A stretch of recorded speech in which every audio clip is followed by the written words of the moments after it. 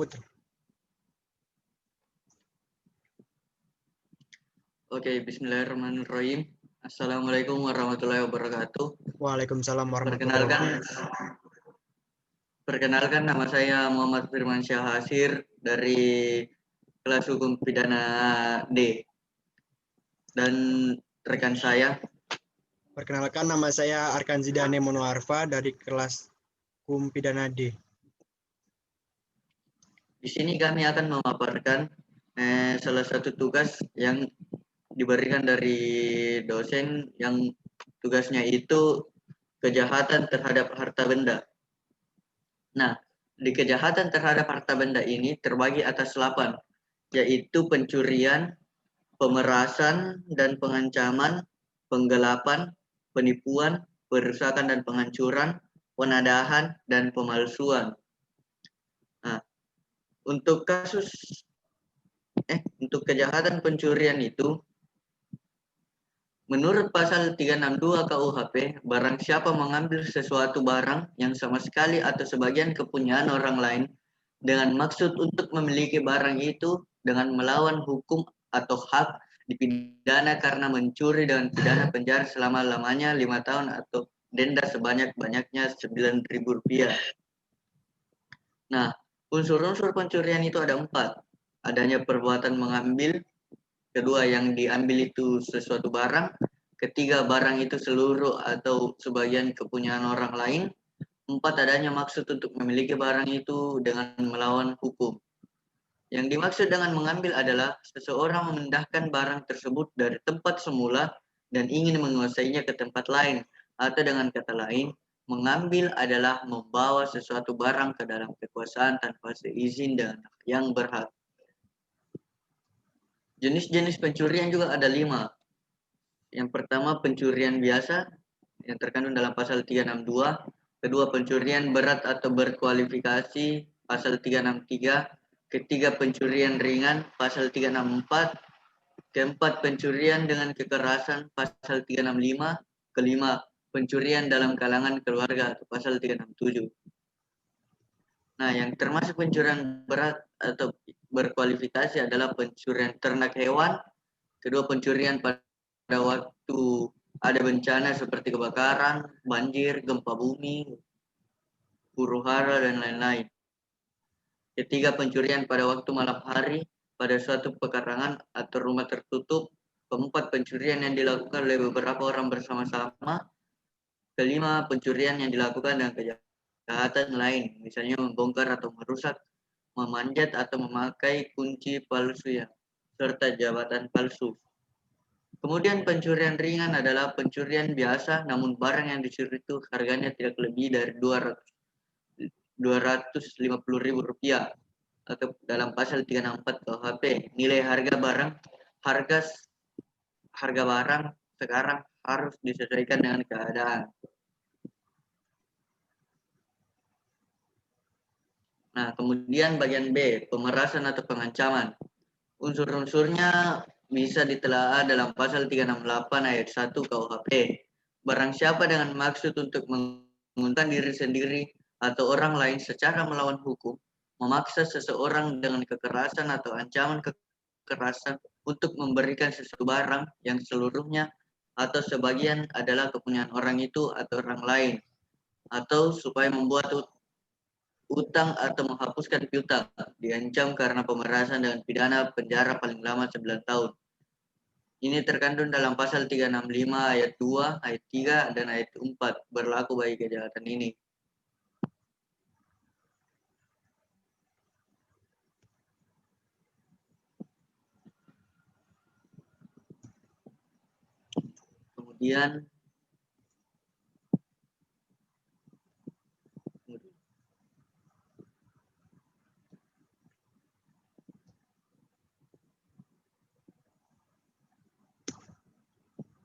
Kemudian pengancaman. Bagian 3, pengancaman. Di dalam KUHP, Kitab Undang-Undang Hukum Pidana, pasal 369 ayat 1 bahwa barang siapa dengan maksud untuk menguntungkan diri sendiri atau orang lain secara melawan hukum dengan ancaman pencemaran baik lisan maupun tulisan atau dengan ancaman akan membuka rahasia, memaksa seseorang supaya memberikan sesuatu barang yang seluruhnya atau sebagian milik orang lain, atau supaya memberikan hutang atau menghapus piutang, diancam dengan pidana penjara paling lama 4 tahun. Nah, jika ancaman tersebut melalui media elektronik, pelaku pengancaman dapat dikenakan pidana berdasarkan Undang-Undang Nomor 11 Tahun 2008 tentang informasi dan transaksi elektronik atau biasa disebut dengan Undang-Undang ITE. Sebagaimana telah diubah oleh Undang-Undang Nomor 19 Tahun 2016 tentang perubahan atas Undang-Undang Nomor 11 Tahun 2008 tentang informasi dan transaksi elektronik, yaitu pasal 29 Undang-Undang ITE.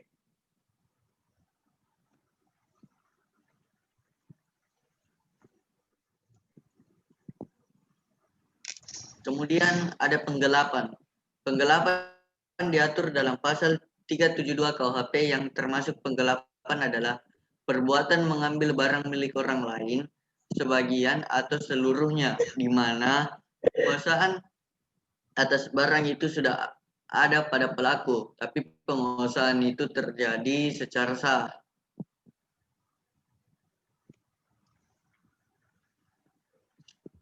Ini terkandung dalam pasal 374 KUHP penggelapan atau dalam pasal 372 KUHP. Dilakukan oleh orang yang penguasaan barang disebabkan karena ada hubungan kerja, pencariannya, mendapat upah dan sanksi 5 tahun. Nah, pasal 375 KUHP penggelapan dilakukan oleh sanksi 6 tahun orang yang karena terpaksa menyimpan, wali pengampu, pengurus atau pelaksana wasiat, pengurus lembaga yayasan, sanksi.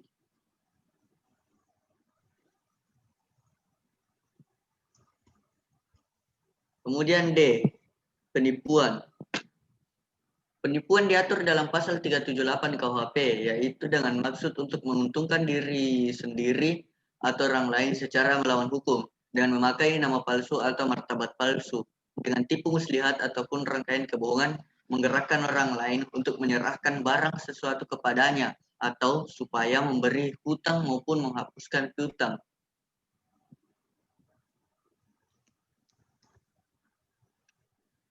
Nah, penipuan ini ada di dalam bab 25 pasal 378 sampai 394 yang berbentuk pokok pasal 378. Nah, unsur objektif dari penipuan yaitu yang pertama perbuatan menggerakkan dengan nama palsu, keadaan palsu, kata-kata bohong, tipu muslihat, dan B yang digerakkan adalah orang.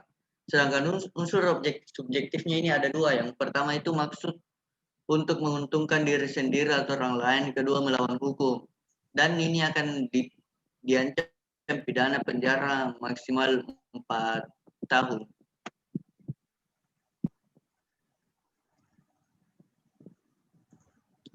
Penipuan dalam bentuk khusus terkandung pada pasal 379 sampai pasal 393.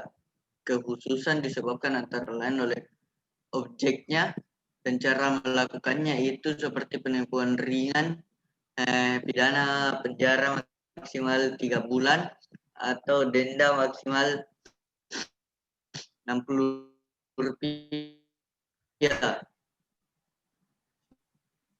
Plesentrergi atau kebiasaan, pidana penjara paling lama 4 tahun.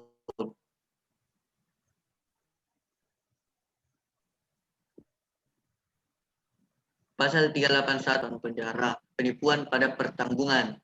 Kemudian pasal 382 bis persaingan tidak jujur maksimal 1 tahun, 1 tahun 4 bulan atau denda maksimal Rp900. Kemudian pasal 383 bis penipuan pada penjualan salinan cognomen atau penjara akan dipidana penjara maksimal 2 tahun 8 bulan. Pasal 385 salinan penjara maksimal 4 tahun. Pasal 386 penipuan terkait bahan makanan akan dipenjara maksimal 4 tahun. Dan kemudian pasal 387 penipuan pada pekerjaan pertambangan, penjara maksimal 7 tahun.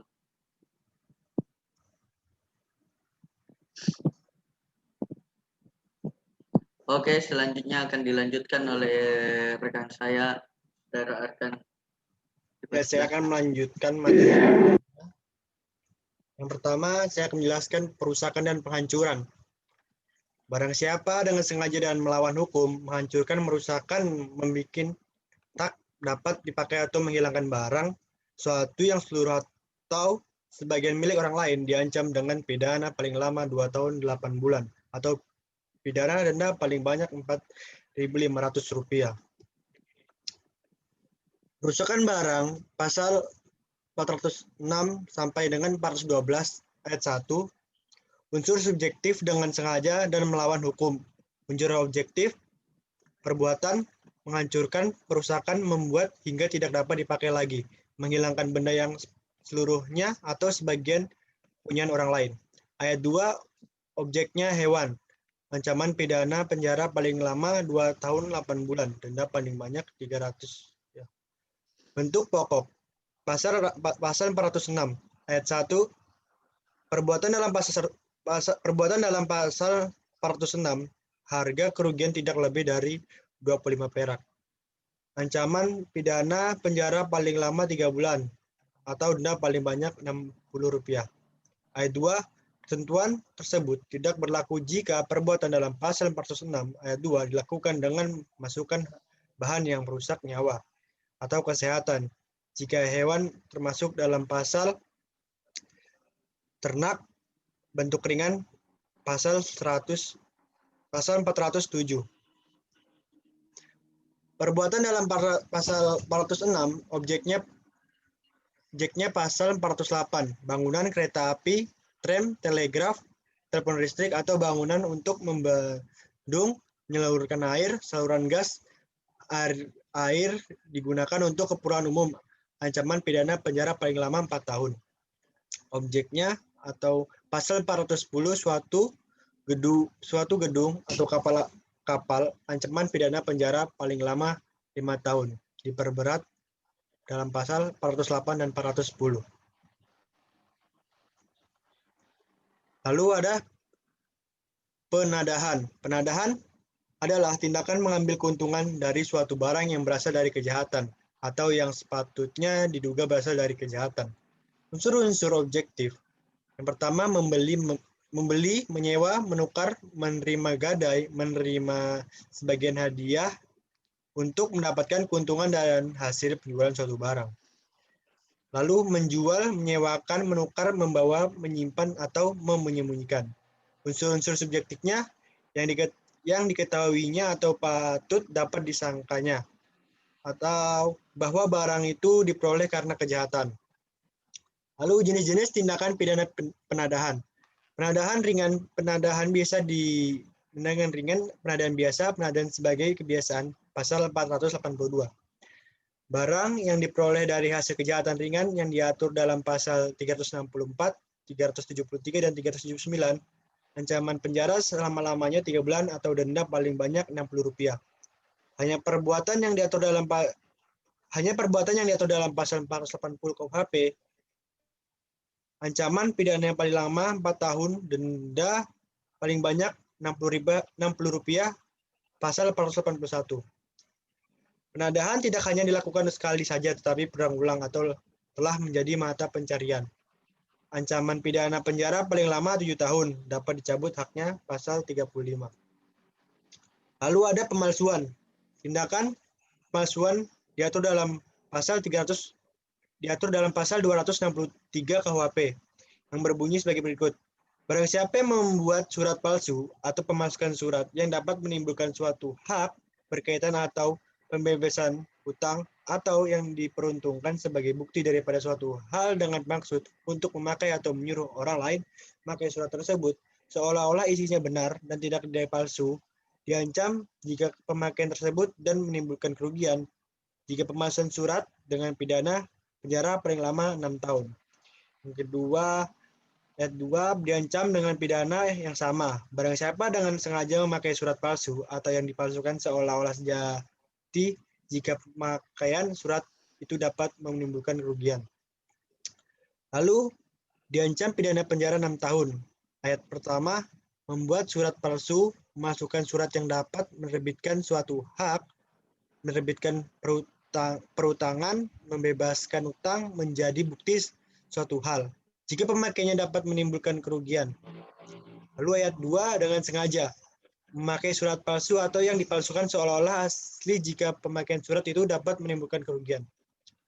Lalu bunyi pasal 264 KUHP ayat 1 diancam dengan pidana 8 tahun pemalsuan surat terhadap akta otentik surat hutang atau sertifikat hutang dari suatu negara atau lembaga umum. Surat hutang atau sertifikat sero hutang dari suatu perkumpulan atau dan yayasan perseroan. Lalu ayat 2, barang siapa dengan sengaja memakai surat tersebut, ayat 1 yang isinya palsu atau dipalsukan seolah-olah benar dan tidak dipalsukan, pemalsuan itu dapat menimbulkan kerugian. Ya, itu saja. Sekian dari pemaparan materi tugas yang diberikan. Mohon maaf bila ada banyak salah. Sekian dan terima kasih. Wabillahi taufiq wal hidayah. Wassalamualaikum warahmatullahi wabarakatuh. Waalaikumsalam warahmatullahi wabarakatuh.